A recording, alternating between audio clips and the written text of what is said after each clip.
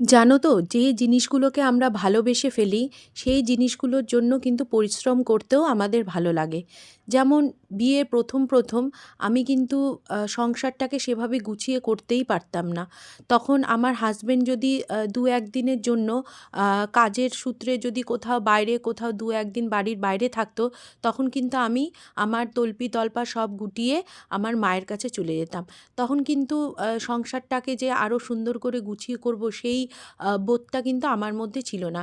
কিন্তু আস্তে আস্তে যখন সংসারটাকে নিজের হাতে আস্তে আস্তে গুছাতে শুরু করলাম, এখন কিন্তু মনে হয় যে আমার হাজবেন্ড যদি দুদিন বাড়িতে না থাকে তাহলে আমার রান্নার চাপটা একটু কম থাকে। তখন আমি সংসারে অন্য কাজগুলো, যে কাজগুলোকে আমি প্রতিদিন হয়তো করতেই পারি না, সেই দিকগুলো কিন্তু একটু ভালো করে গুছিয়ে করতে পারি। তো সেই জন্য কিন্তু মানে সংসারটাকে গুছিয়ে করার জন্য আমরা যে পরিশ্রমটা করি সেটার মধ্যেও কিন্তু অনেক আনন্দ লুকিয়ে থাকে। তো দেখো, তোমাদের সাথে কথা বলতে বলতে আজকে নিরামিষ মেনুতে আমি কি কি রান্না করছি তোমরা দেখতেই পাচ্ছ। আজকেও কিন্তু ফার্স্ট টাইম একটা রান্না ট্রাই করলাম, সেটা হচ্ছে ধোকা। ধোকা কিন্তু আমার মা খুব ভালো করে, তো আমার মায়ের হাতের ধোকাই আমরা খাই। কিন্তু এই ফার্স্ট টাইম ট্রাই করলাম, মোটামুটি ভালোই হয়েছিল, বলবো না যে আমার মায়ের হাতের মতো হয়েছিল, কিন্তু মোটামুটি ফার্স্ট টাইম ট্রাই করেছি, ভালোই লেগেছে।